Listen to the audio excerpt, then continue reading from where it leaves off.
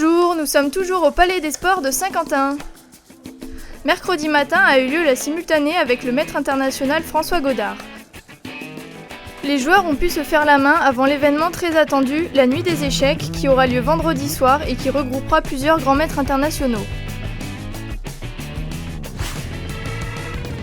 Monsieur Alliot, adjoint au sport. Alors, comment ça se passe déjà ce championnat pour vous Écoutez, ça se passe très bien. C'est une chance pour une ville d'accueillir un tel événement, parce que 600 compétiteurs, les accompagnateurs, l'organisation, sans la ville bouger à travers les échecs. C'est la première fois que la Picardie, dans son ensemble, accueille un championnat de France. C'est la première fois. La ville de Saint-Quentin avait déjà accueilli le top 12. Nous sommes convaincus aussi de la nécessité, à travers les échecs, de pouvoir entrer dans le milieu scolaire. Je pense que les statistiques le prouvent, que les joueurs d'échecs, au niveau du cursus scolaire et de la construction scolaire, c'est un élément important. D'accord. Pédagogique et éducatif.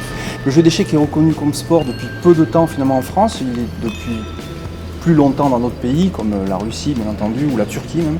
Mais en France, depuis l'an 2000, c'est reconnu comme sport. Comment s'est fait l'intégration du jeu d'échecs dans le cadre des sports en général, justement, sur la ville de Quentin? Sur la ville de Saint-Quentin, ça se passe tout à fait bien. Je veux dire, le club d'échecs est adhérent de l'Office municipal des sports. L'événement, c'est une consécration aussi pour le club de pouvoir accueillir.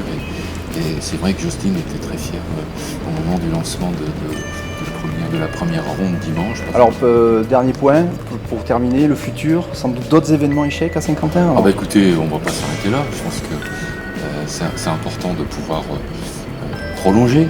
Ensuite, vous êtes aussi une fédération qui investissait beaucoup dans le numérique, dans le digital. J'ai aussi appris beaucoup de choses depuis 48 heures. Le fait que même s'il n'y a pas une présence physique des spectateurs, il y a un relais important au niveau de différents médias, au niveau Facebook, Twitter. J'ai trouvé aussi très intéressant la façon de retransmettre les parties, de refaire le match le soir, etc. Et ce que j'ai beaucoup apprécié, c'est aussi le côté convivial, fraternel, le fait de se retrouver le soir pour discuter d'échecs. On joue les échecs l'après-midi, mais on en redemande encore le soir. Hier, j'ai assisté à un blitz où la doyenne d'ailleurs était présente et c'est vrai que c'est extraordinaire, quoi. Je dirais que depuis, c'est presque 24 heures sur 24, le Palais des Sports est en effervescence. Donc le Saint-Quentin et les jeux d'échecs, une belle histoire devant. Tout à fait. Merci beaucoup, monsieur Alliot. Je vous en prie. Dans le national mixte, pas de changement devant puisque Bauer et De Graeve restent leaders. Tigran Garamian se replace après sa victoire sur la garde. La ronde 5 s'annonce explosive avec Cornet Bauer et Garamian-Edouard. Dans le national féminin, Almira Skripchenko conserve la tête après sa victoire éclair sur Navrotescu, devant Mesuradze et Lecomte. L'affiche de ce jeudi sera Ben Mesbah-Millet. Cette année, les parties sont retransmises en vidéo avec les commentaires sur internet. Donc on garde le sourire car n'oubliez pas, vous êtes filmés!